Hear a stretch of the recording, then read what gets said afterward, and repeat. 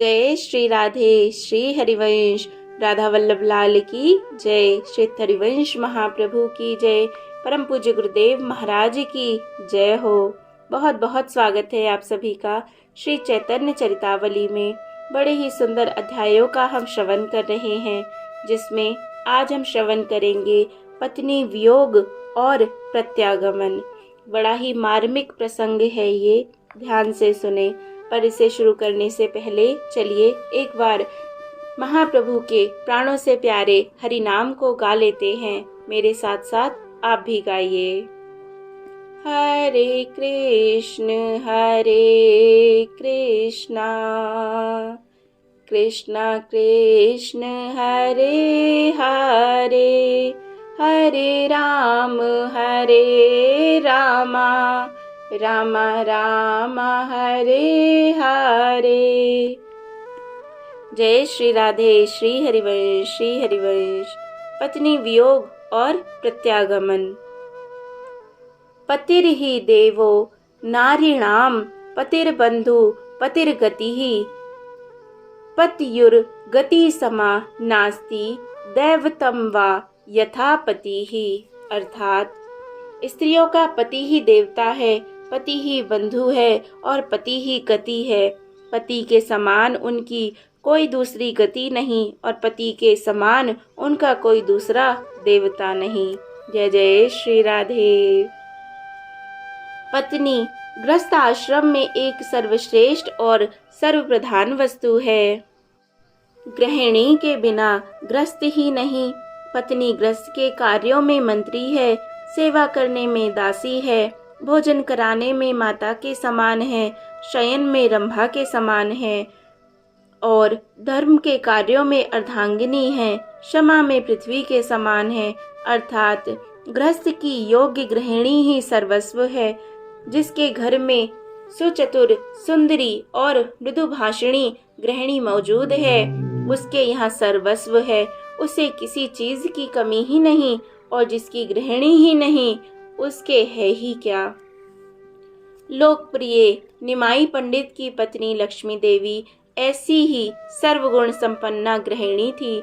वे पति को प्राणों के समान प्यार करती थी, सास की तन मन से सेवा करती थी और सदा मधुर और कोमल वाणी से बोलती थी। उनका नाम ही लक्ष्मी देवी नहीं था, वस्तुतः उनमें लक्ष्मी देवी के सभी गुण भी विद्यमान थे। वे मृत्यु लोक में लक्ष्मी के ही समान थी। ऐसी ही पत्नी को नीतिकारों ने लक्ष्मी बताया है। यस्य भार्या सुचिर दक्षा भर्तार मनुगामिनी, नित्यम मधुर वक्त्री च सा रमा रमा। अर्थात जिसकी भार्या पवित्रता रखने वाली, गृह कार्यों में दक्ष और अपने पति के मनोनुकूल आचरण करने वाली है, जो सदा ही मीठी वाणी बोलती है, असल में तो वही लक्ष्मी है। लोग जो लक्ष्मी लक्ष्मी पुकारते हैं, वह कोई और लक्ष्मी नहीं है। निमाई पंडित की पत्नी लक्ष्मी देवी सचमुच में ही लक्ष्मी थी।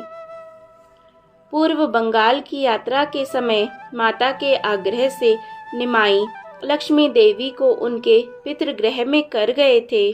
पति के वियोग के समय पतिव्रता लक्ष्मी देवी ने बड़े ही प्रेम से अपने स्वामी के चरण पकड़ लिए और वियोग वेदना का स्मरण करके वे फूट फूट कर रोने लगी।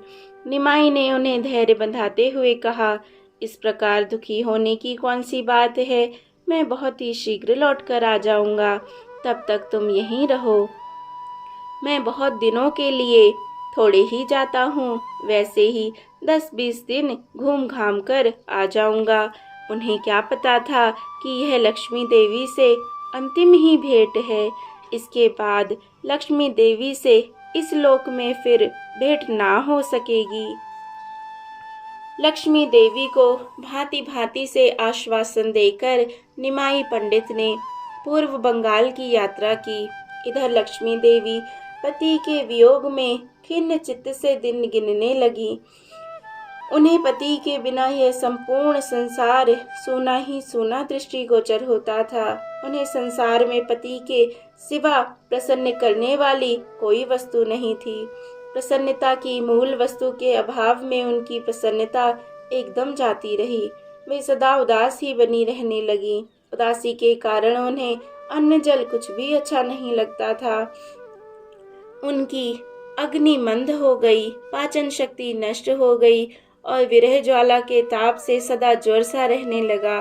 पिता ने चिकित्सकों को दिखाया, किंतु बेचारे संसारी वैद्य इस रोग का निदान कर ही क्या सकते। वात पित्त कफ के सिवा वे चौथी बात जानते ही क्या है। यह इन तीनों से विलक्षण ही धातु विकार व्याधि है। इस कारण वैद्यों के उपचार से कोई लाभ नहीं हुआ। धीरे धीरे लक्ष्मी देवी का शरीर अधिकाधिक क्षीण होने लगा। किसी को भी उनके जीवन की आशा ना रही। वे मानो अपने अत्यंत क्षीण शरीर को अंतिम बार पति दर्शन की लालसा से ही टिकाए हुए हैं, किंतु उनकी यह अभिलाषा भी पूरी ना हो सकी। निमाई पंडित को पूर्व बंगाल में अनुमान से अधिक दिन लग गए। अंत में बड़े कष्ट के साथ वियोग व्यथा न सह सकने के कारण अपने पतिदेव के चरण चिन्हों को हृदय से धारण किए हुए उन्होंने इस पांच भौतिक शरीर का त्याग कर दिया। वे इस मृत्यु लोक की भूमि को त्याग कर सतियों के रहने योग्य अपने पूर्ण लोक में पति मिलन की आकांक्षा से चली गई। घर वालों ने रोते रोते उनके सभी संस्कार किए।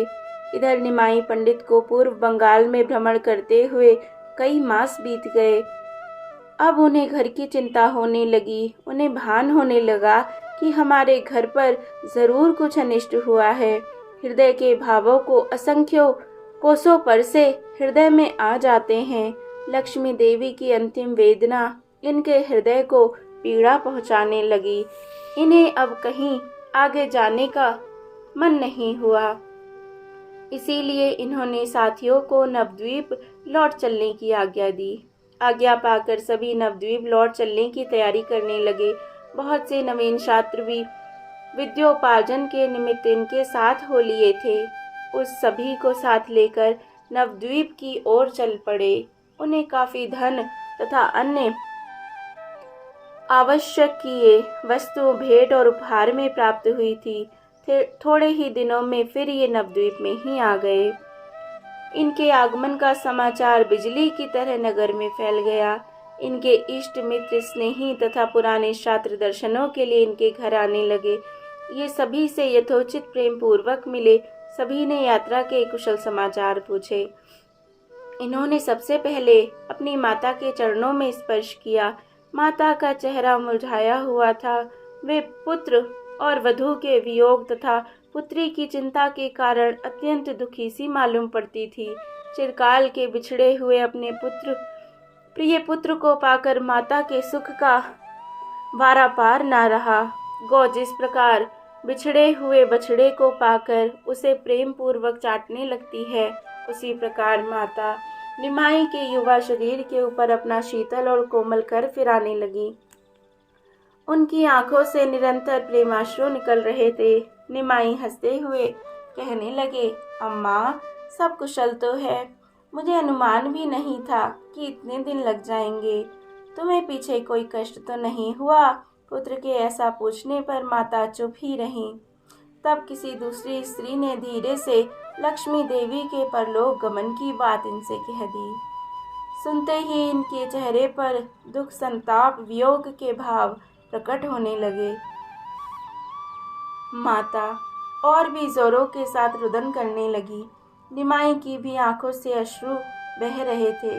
उन्हें पहुंचते हुए धीरे धीरे वे माता को समझाने लगे, माँ, विधि के विधान को मेट ही कौन सकता है। जो भाग्य में बदा है वह तो अवश्य ही होकर रहेगा। इतने ही दिनों तक तुम्हारी पुत्र वधू का तुमसे संयोग बदा था, इस बात को कौन जानता था। माता ने रोते रोते कहा, बेटा, अंतिम समय में भी वह तेरे आने की बात पूछती रही। ऐसी बहू अब मुझे नहीं मिलेगी। साक्षात लक्ष्मी ही थी।